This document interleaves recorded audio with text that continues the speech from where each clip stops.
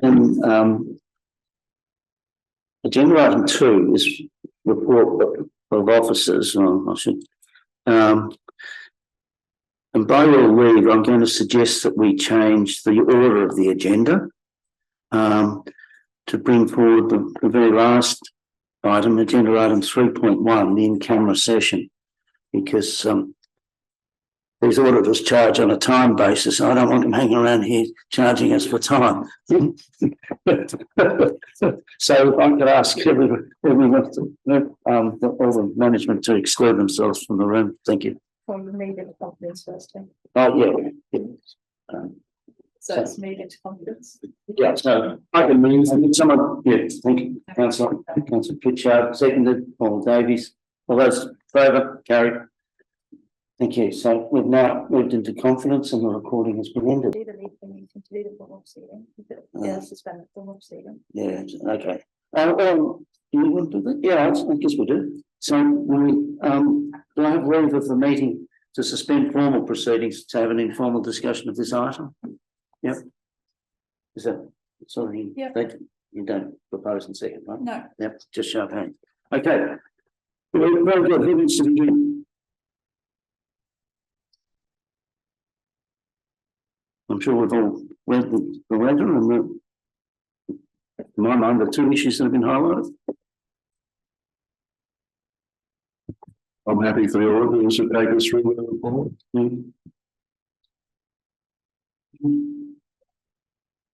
Cool, thank you. So there are, as you mentioned, two main items that we've addressed in our executive summary, being the internal control matters. Very much they are, I suppose, matters for note. They're not. There's nothing that's going to impact our internal control opinion, and we are of the opinion that we will be having a clean opinion for the financial report as well. So there's nothing that we need to address from that point. The 2 points that I did want to, I suppose, talk to directly are the ERP implementation, which we raised as one of the risks as part of our audit plan. When this ERP was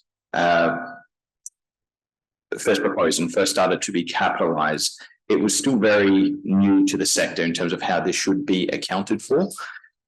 What we had proposed at implementation was that we would form an opinion, and then towards the end, once everything had been wrapped up and capitalized, we would do a review. Subsequent to that initial treatment, we've had another look. The accounting standards have now become in terms of how these types of systems are to be treated from an accounting perspective. And as a result, this really shouldn't have been capitalized. To deal with this, this has been treated as a prior period error in your notes to your financial statements. Everything's been backed out. So you won't see very much in the way of impact for 2024. You'll see very minimal by way of impact for 2023, but you will see an opening restatement inside your statement of change in equity. I did just want to air that.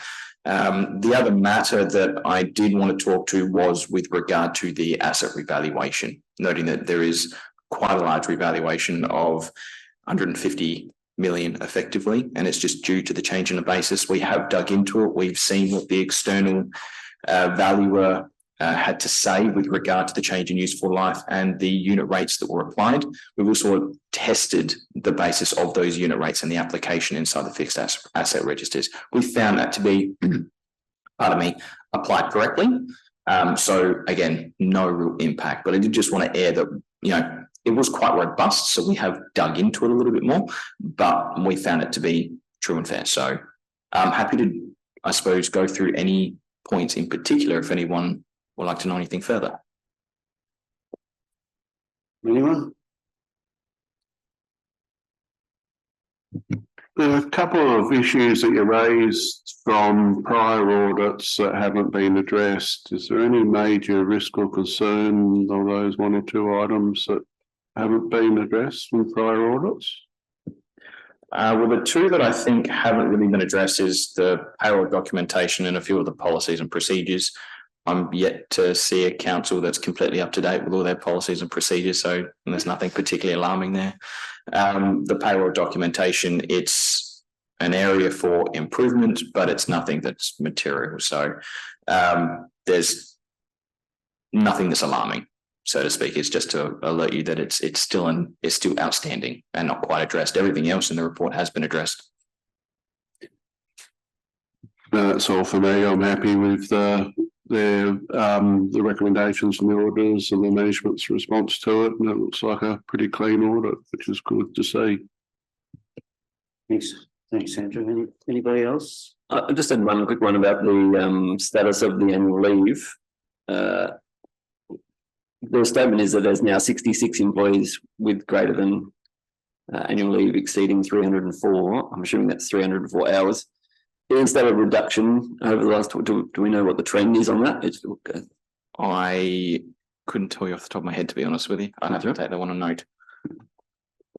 Through the chair, this was an item of discussion last year, same time, and we had a campaign back in March of this year to address.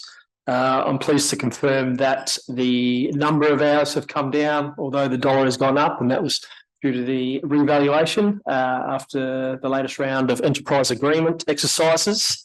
There is probably a small number of employees, about 20, that contribute to almost half of the excessive leave. And we've had a proactive approach over the last month or so with the HR business partners working with the directors and managers of those people and ensuring that these people have leave management plans in place, and HR have taken the leaders through that. And yeah, we've had targeted discussions. It is my understanding that most, if not all, of those people have those leave plans now, and there'll be a concerted focus on those at that high end to see another reduction and a material reduction in that number and value. Okay, just quickly, can I just check my understanding of one of the comments with you, please? Talking about the alignment of the long-term financial plan issue, you say, however, differences in expenditure required compared to the amount budgeted for can lead to sustainability issues for the council in future years and potentially result in having to raise in higher rates. I assume you could be forgiven for not knowing that we've had a bit of a robust debate about whether that ratio of renewal expenditure, whether the problem's the numerator or the denominator. And so I'm assuming here that what you have in mind here is shortfalls in asset renewal as required by the long-term financial plan and consequential deterioration of the assets, creating liabilities in the out years? Kind of. So your financial report under the model set requires you to report on how much renewal expenditure has been incurred in comparison to your infrastructure asset management plan. Yeah. So the plan dictates how much you're required to expend at an estimated level to keep your assets at an optimum service level. If you have a misalignment between your IAMP, your long-term financial plan, and your annual business plan as a result, if your IAMP is old and the actual expenditure required to update your assets is not updated, and you are continually basing your long-term financial plan on a number that doesn't align properly with what it should, you may not be spending enough. So you would have a deterioration in your assets, which you would eventually realize and then need to spend more money in order to bring that asset back up to its optimum level. This either has to be funded through borrowings or funded through a rate increase. And everyone's currently very, I suppose, sensitive to rate increases at the moment, particularly when there were pauses a few years ago for rates. So every time you don't, I suppose, increase as you should, or you don't budget in accordance with what you need in order to maintain that asset base, you almost become a step behind. You require a catch-up year afterwards. Yeah. That's kind of where that point goes to. So you should have alignment between all three documents to make sure that whatever you set as the base, and you want to keep that document up to date as much as possible, is being maintained and is being achieved. There are going to be timing differences.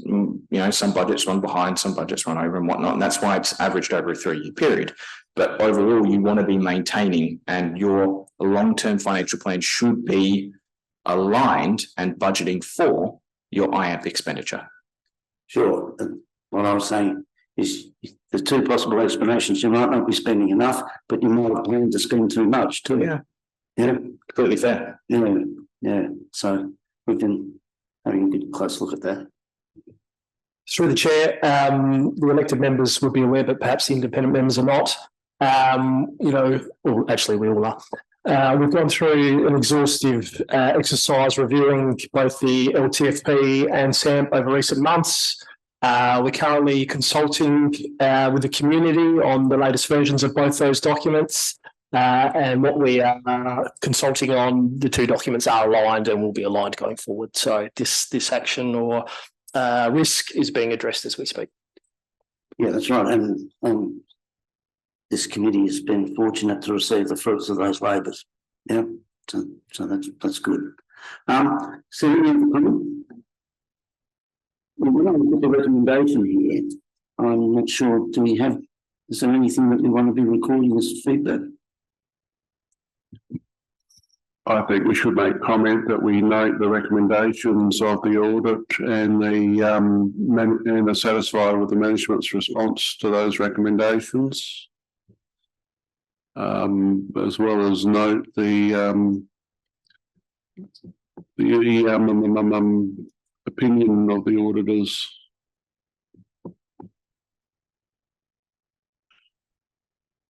That they note that they intend to issue an unmodified opinion. So I think they're probably a couple of the key issues. And for my 2 pence worth, I'd suggest that we add and that we thank Bentleys for their services. There's been very professional services and a fine relationship. So thank you. We're grateful. Thank you. So we could record that now. Is that a resolution? Unmodified. Please.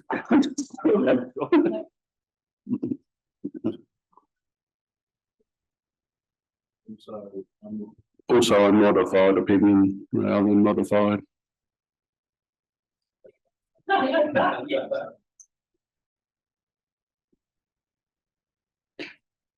You don't have to hang around for this. Thanks very much.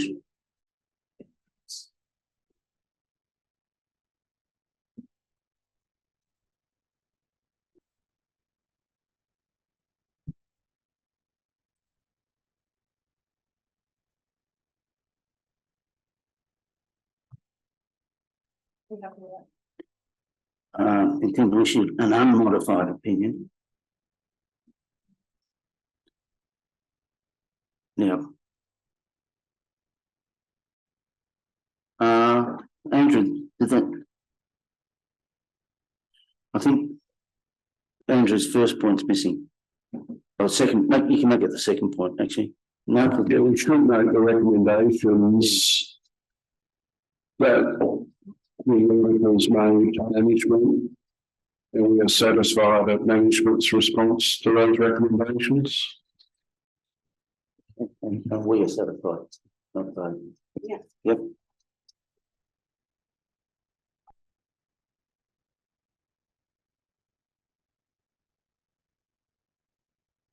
All right, someone like to meet? Well, Yeah. got to suspend. We're going to go back into formal meeting.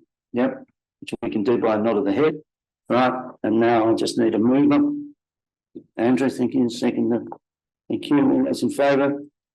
Who's Carried. seconded? Who's seconded? Paul. Okay. All right, let's go. Okay, the next item on the agenda is the Draf General Purpose Financial Statements for period ending 30 June 2024. This is long and we don't have long. So, Jade, is there anything that you would like to say to introduce this?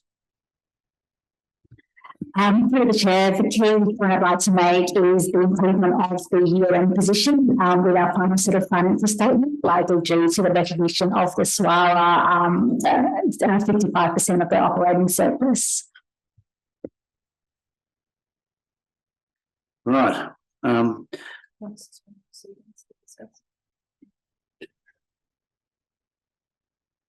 Yes, I suppose we should, do you want to suspend proceedings to discuss this?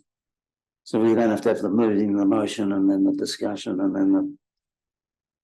Suspend proceedings. I'm really not talking. I've got a few questions, but I'm not. I'll straight them up.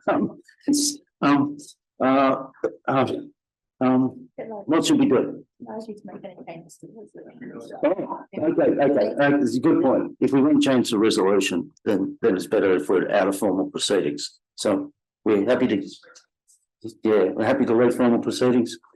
Thank you. Now,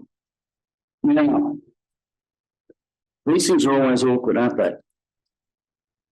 It doesn't make much sense to me to be going through them page by page. Yeah.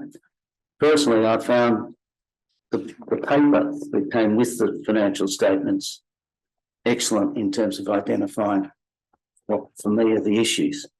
So personally, I'm very happy just to confine almost all of my thoughts to the paper. Does everyone else share that view, or do you want to go through the whole statements? I share the view that the paper was good. From my point of view, it was plain, it was boring, and no surprises, which is how you like it. There was certainly a big form, it's identical. It was understandable.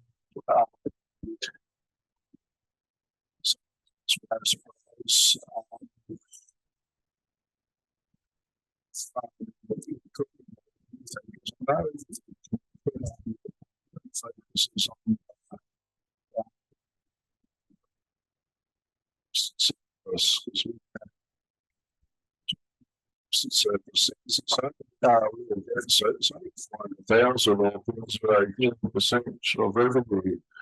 But I don't think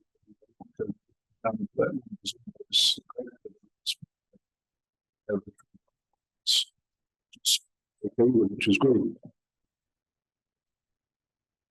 Yeah, I share that view.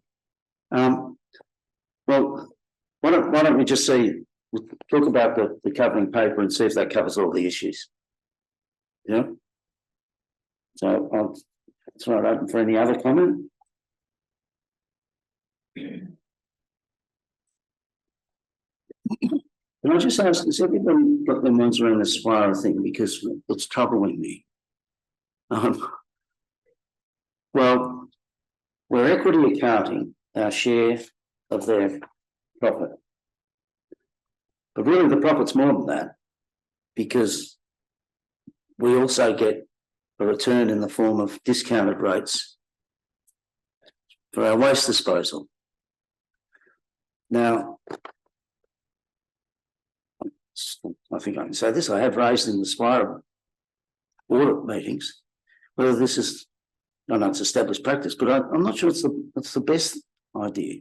And the other way to do it would be for SWARA to pay a dividend, and for council to decide whether it wants to apply those funds to discounted waste management fees, or it wants to apply the funds to whatever.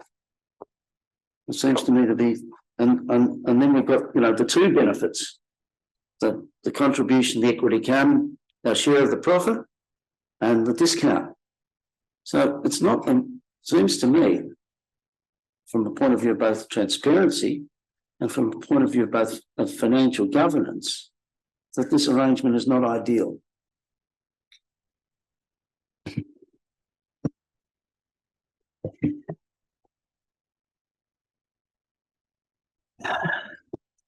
I wonder whether or not this is the remit of discounts, or rather this is a matter for the board governance of that organisation, which of course has representatives from all the relevant parties. I'm just wondering if this is our remit entirely.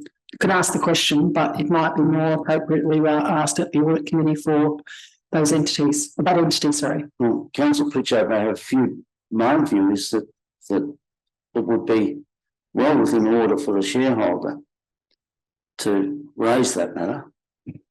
But via the board that the shareholder, sorry, each entity was three, I think. Yeah. And just that's disclose on City of Holfast based on a tiny little bit. I wonder whether it's more the mechanics through the entity, the board of that entity, which is represented by the three councils. Questions, but I just wonder whether it's our limit to address, other than to ask the issue to be raised. Well, can I ask a supplementary question? Do the other councils equity account for this in the same way? So they've all got more than 20%. So through the chair, City of Marion has 30% and City of Holfast Bay have 15%. So does Holfast Bay account for it at this point? Because I thought the test was 20%. I'd have to take that on notice to confirm. I would be assumed that they would, but I'll have to confirm. Because it's even more opaque if they don't.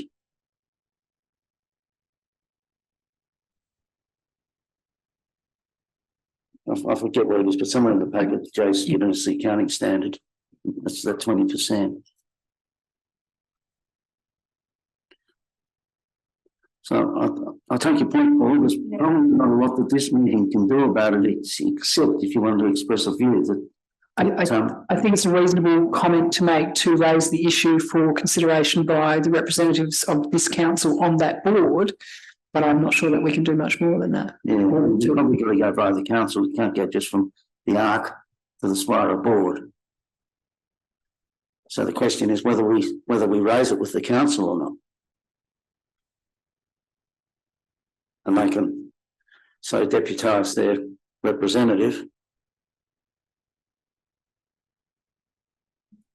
Who are the representatives from? So, So what do we think? There's going to be some argument against what I'm saying is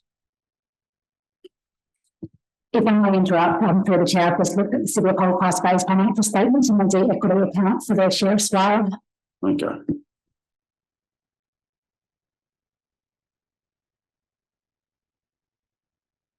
If you don't want to raise it, I'm happy not to. I'm just raising this at this meeting for consideration. It's possible all three are wrong, but I think it's more raising the issue for consideration by the board and leaving it at that. Really, it's a correct accounting treatment, but you've got other options. That's my point. And the other options are more transparent and seem to me to be better governance practice. The other issue that keep in mind too, I don't think it's material. Yeah, that's true. That's a good point. Yeah, why waste all our time on something that's not material? Yeah. All right. Let's forget it. No, not yet. What other comments?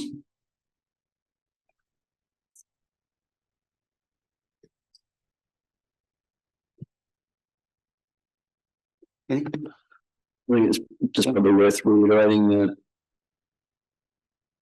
as we did from budget review 4, that these are not cash impacts in terms of the change to the one council system and how that's not able to be capitalised anymore. And I think, and again, as part of what we put in the recommendations, just highlighting that again, and also that subsequent to the last ARC meeting, we saw the information around the grants received, and that I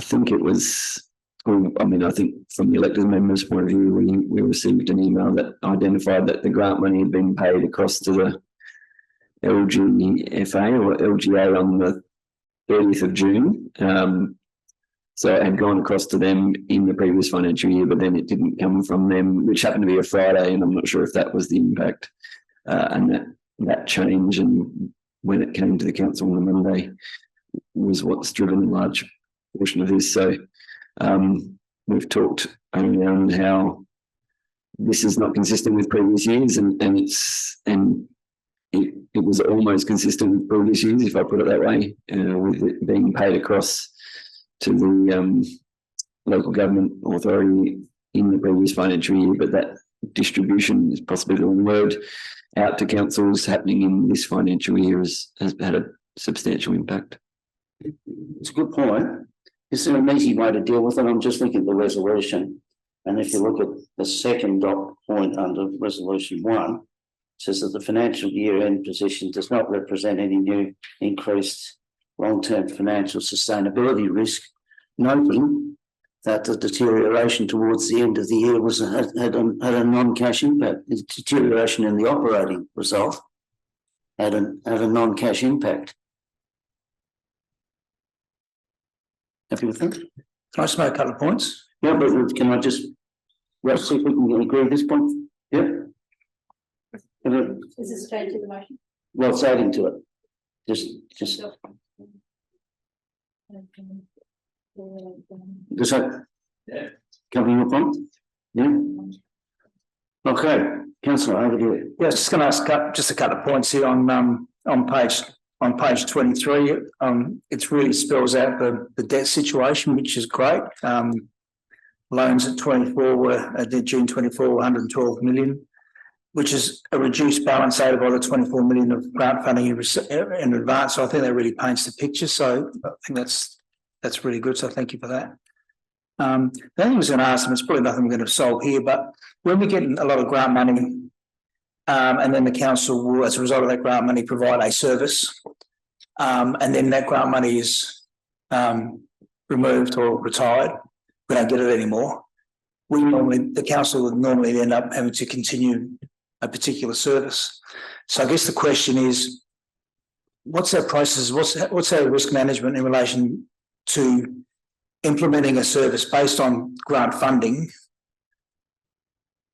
Do we assume that the grant, when we implement that service, that's always going to be infinitum, or do we actually put something in place where, if the state or federal government who are providing the funding to provide that service decide in their wisdom to remove it, we just remove the service at the same time?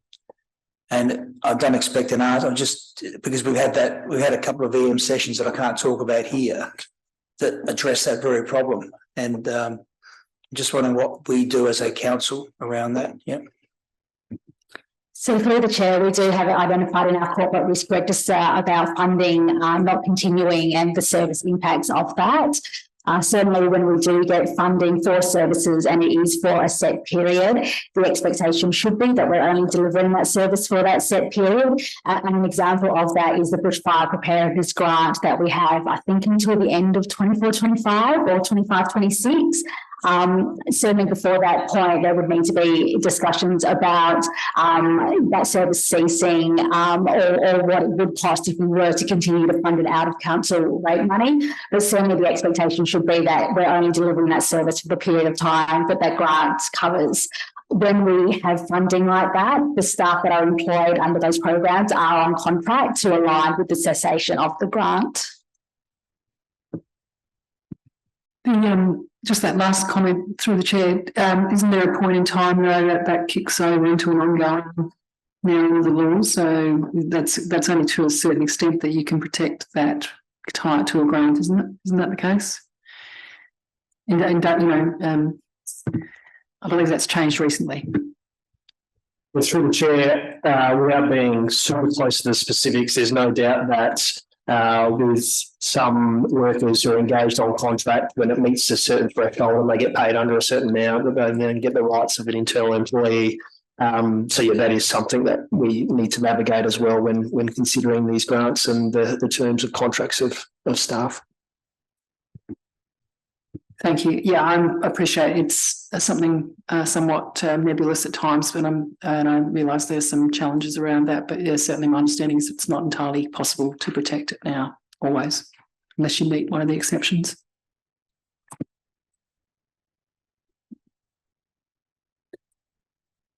Anybody? Margo? Jade knows what's coming. Jade, on depreciation the depreciation expense $42 million, and elsewhere in the financial statements, it breaks that up into infrastructure and so on. And in the cash flow statement, we've got $91 million for payments for materials, contracts, and other expenses. The question is, how closely is our actual, not the bookkeeping one, our actual expenditure on depreciation? How closely is that aligned with the actual depreciation of the assets, which I guess would probably be what's the spending on asset renewal versus the requirement? So through the chair, in 23-24, we spent around $25.6 million on asset renewal, and then a further $36 million on new assets. If we're comparing renewal to asset depreciation, there is quite a gap between what was spent and then what was depreciated. So is the practical effect of that the assets are running down? Through the chair, we've certainly seen that we are that the asset useful lives are being depreciated at a quicker rate than what we are renewing them. We have undergone a few assets reviews of useful lives. So an example of that was our road review back in 22-23. Which did result in an increase in the useful lives. We do need to undertake a number of those reviews against more of our asset categories to confirm whether we are depreciating them at the correct rate or are we spending the correct amount on renewing them. Now, reading the report suggests that the stormwater assets may be the ones that require a bit of attention. So through the chair, we undertook a unit rate review on our stormwater assets. There was a piece of work that was looking at the useful lives, but the biggest part of that change and the $150 million asset revaluation of those assets was in relation to the unit rate and what's included in the unit rate. And what the review found was that the unit rate that was being used was overinflated. We benchmarked that unit rate across a range of sources and identified that what should be in our unit rate resulted in a revaluation decrease to our stormwater assets of $150 million.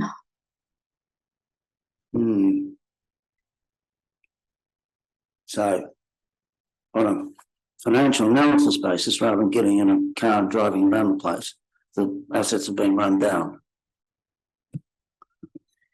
Through the chair, that's potentially what the depreciation figures are telling us, and we need to review those. Yeah, okay. And just if you could just explain to me the process for focusing on that and how it comes to this committee, how it will come back to this committee. So through the chair, pieces of work that we've undertaken previously, we've worked with our assets and technical services team. We've focused on a particular asset class and a category of those assets, and a deep dive into into the useful lives, into benchmarking, into a whole range of technical detail has been undertaken.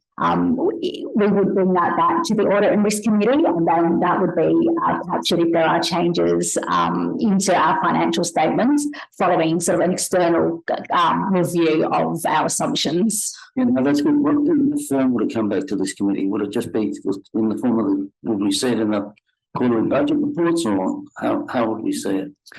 Through the chair, previously we've captured it through our budget review report. Yeah. However, if more information was required, we could certainly provide that either through the quarterly budget reports or as a separate report. Well, I think I recommend to the committee, it is something that, from an Audit and Risk Committee point of view, that we probably should, make sure that we have a full shared understanding of what the situation is. I think I'd be proposing we take Jade up on her offer.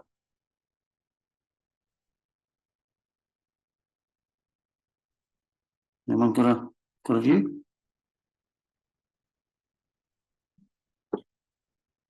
Can I add to that, Chair? Sorry. Yeah. I think within our significant accounting policy changes, or the out of the ordinary for a year-end audit process to identify movements for accounting policy changes or management judgments. That's pretty typical for a year-end financial audit. I'd also expect that in order for us to enact any review that we did, the members would actually have to agree with the proposed revised approach to the valuation of those assets and how it's calculated. I think certainly in terms of the year-end statutory accounts, which has been considered now, it would be normal for the management to, rather than the audit committee having to find it, to highlight any changes to accounting practice or accounting standard changes through the standard cover report. And that should really highlight for you anything that's material that's been since the last time the accounts were prepared. So that's where we would want that order to sort prepared it. We were asking, was it drains, Jade, that we changed the stormwater? I think and I don't know if we had a specific paper on it, but I'm certain that we discussed it at the auditing risk committee to highlight that we're actually making that change. Yeah, I'm fine with that. I guess what I'm driving at is the sort of reality on the ground is that are we actually spending, are we actually maintaining the assets, to a reasonable extent? I don't believe in maintaining assets to pristine extent for 100 years. But I think as a community, we need to have some confidence that the assets are not being allowed to deteriorate too quickly. Chair, as far as our infrastructure assets are concerned, far and away our biggest category is the roads.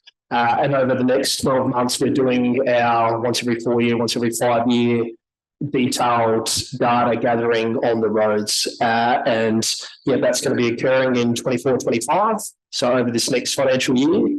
And as I mentioned, it's the biggest category, and we'll get some insight into whether the depreciation or the deterioration of our assets is in line with what we thought it would be. Are we over-investing? Are we under-investing?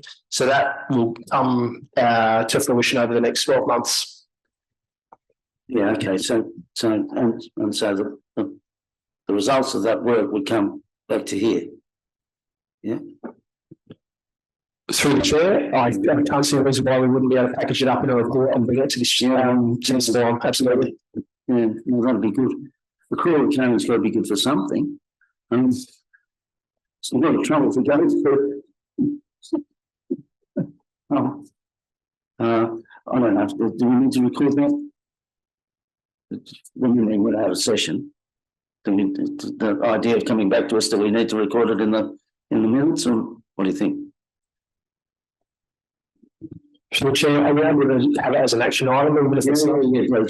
Well, sorry, I won't speak for everyone, but that's a good suggestion. Yeah. Okay, so we'll just leave that with you. Yeah. Why don't we, if that's the end of that discussion, why don't we move back into session? Are you happy with the resolution thing? So it says, I think noting that the variation for the non-cap asset impact. But you might just put the deterioration in the operating results towards the end of the year. Yep. So, you good? Someone like to move it? Do you want to come back? Oh, sorry, I come back out of session. Yeah, so everyone's agreed that. Okay, so Councillor Yeoman's moved, seconded. Andrew, all those in favour? Yep, carried, thank you. All right, good work. Now, agenda item 2.3 is the Swire statements, and I see that this really is one for us to note for the reasons that Paul's already talked about. I don't think we need to go to session. Is there any discussion on this? My only comment would bear in mind what I said before about materiality doesn't probably come in, but my only point probably back to the board and the audit committee is I notice all the the provisions in their liability for rehab are all fairly dated, given where things have gone. I think the capital costs were done in 2019, restoration 2018, and post closure 2016. But aside from materiality, even this account probably doesn't mean much. Through the chair, I think that's really useful feedback, but from the perspective of this is a report from a subsidiary to us, I mean, we're not acting as their ARC, are we? So No. there's a board. I assume you've got an audit and risk committee within that, but not this. This is not yet. So, yeah. But Oh, there you go. Councillor, you go. I was just going to say, as a member of the SWIRA board, declaring that I'm not sure if it's a conflict of interest in this respect. The points that you raised, Andrew, are well known by the board, and we are having a workshop later in October, I believe, to discuss those items and bring them up to current practices, and has been noted by the external auditor of the SWIRA results as well that they want to see those updated. Yeah, the councillors anticipated me is that I'm the ARC, the SWIRA ARC representative at that planning day as well. So I think the two of us will take on your comments and inject them into the discussion. That's an entirely appropriate form for that to occur, and I'm very comfortable with that. Yeah. Yeah. So if there's no other comment, perhaps all we're being asked to do is note this report. Happy to move. Thank you. All right, seconded. Councillor Yeomans, all those in favour? All right, now this brings us to the draft annual report. And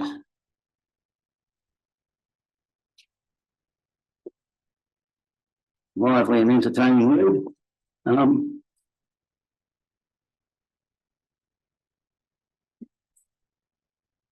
So what we've been asked to do here is to provide any feedback. Oh, well, I'm sorry. Did you? The annual report. Yeah. Would you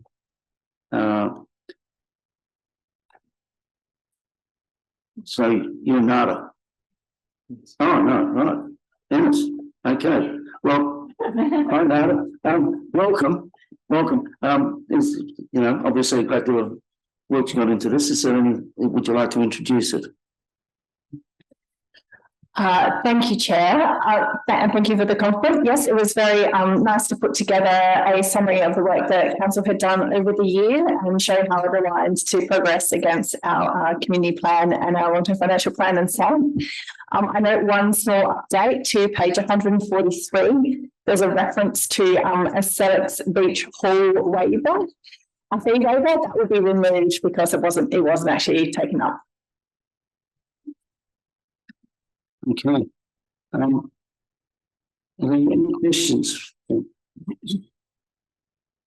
Yes. More out of curiosity than anything, but I notice your recs centre usage is significantly above target, and I was wondering if there's any clear reason behind that. Because the financials didn't indicate. That's on page 133 of our papers. Through the Chair, I couldn't comment specifically on attendance at the rec centres, but I could certainly look into that one. I would say it's probably a good outcome that the rec centres were well utilised, and maybe it was just a good year for those sports. It's just starting with what the target was. That was it. Another comment was, as I made the comment earlier,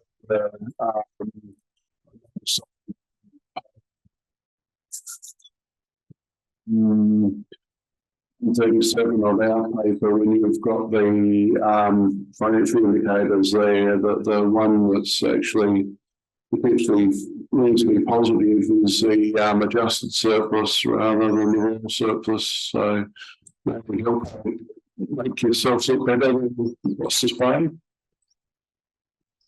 Through the Chair, we can certainly take that on notice for further consideration.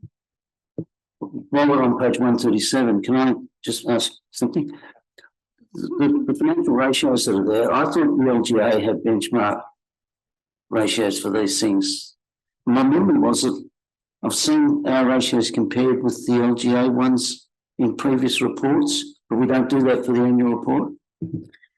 Chair, the annual report includes 3 LGA surplus, ratios, which is the operating surplus ratio, net financial liabilities ratio, and the asset renewal funding ratio. And those targets are set as per the LGA benchmarks. But we also, we measure against the target, but we also measure against what we budgeted for at the beginning of that year. I see. So where do things like the current ratio go? Through the chair, I don't believe that's an LGA ratio anymore. Is it a sort of ratio we should have? We've got a fair bit of debt. We can certainly consider that. Well, no, I'm just conscious there's LGA metrics and then there's other people's metrics. And the LGA doesn't know everything. And so other people use those metrics to actually manage their businesses. And I'm just wondering if there are metrics that, it's no big deal calculating them, is it? It's, yeah. I'm just wondering if there's any that you would think could be usefully used, not so much for statutory reporting, but I would have thought for management reporting. Yeah. Anyway, it's just a thought. It's not your fault.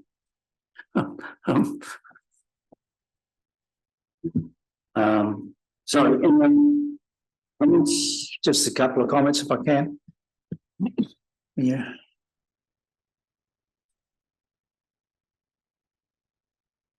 Just a couple of comments if I can. If you're just looking for, like I said, just for comments, on page 137 where you've got the level of borrowings, I like the narrative of that situation on that page, which you might not have in us on page 23 of our papers, where it outlines the fact that this is the borrowings. It doesn't take into account this extra money that we had for projects, and if we didn't have that, the borrowings would be X. So from my point of view, I just think that narrative in there would perhaps be a bit more, considering this is one that's going to go out to the public, it might be worth considering. Yeah. Through the chair, we can work within us and refine the wording to be consistent with what we've used in the report.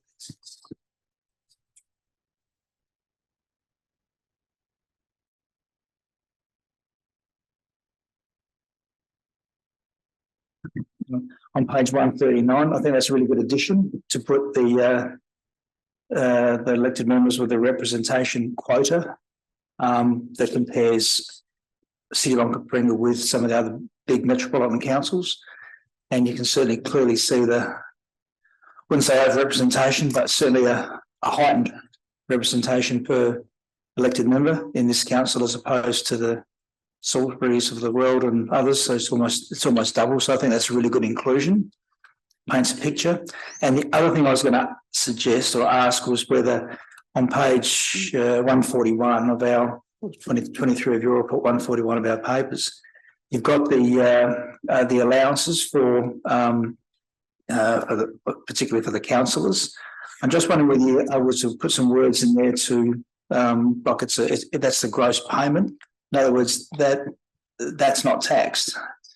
And the only reason I'm saying that is it can, people can start misconstruing that's actually what you're actually getting in the bank, and it's not. I mean, you do get some social media where people are talking about, councillors getting paid 50 grand for doing what. I mean, that's obviously blown out a bit, but I think to paint the picture that allowance is all well and good to be there, no problems, but I think it needs to be the point made that that's not tax, that's just a gross figure. Yeah. But I can't talk to the others, I'm not sure what the mayor, I know in mine, I pay tax on that. Yeah. Thank you.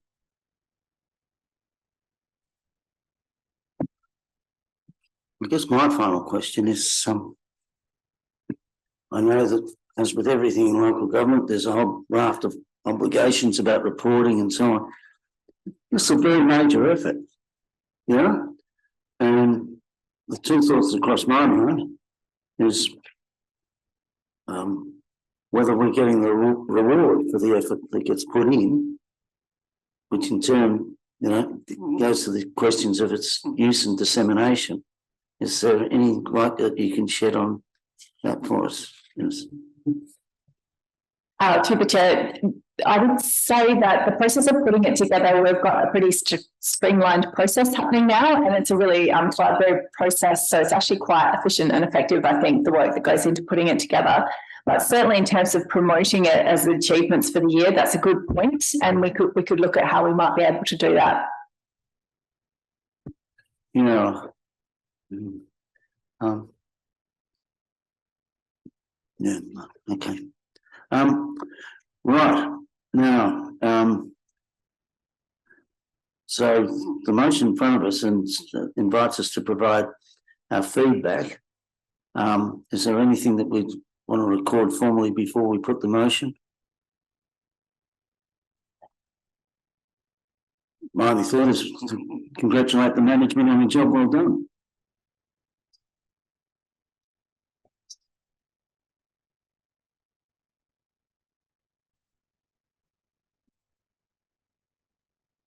Yep.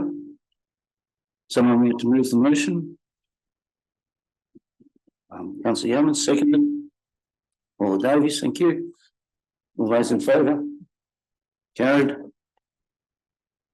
And that, I believe, brings us to the conclusion of our meeting. Only 5 minutes late.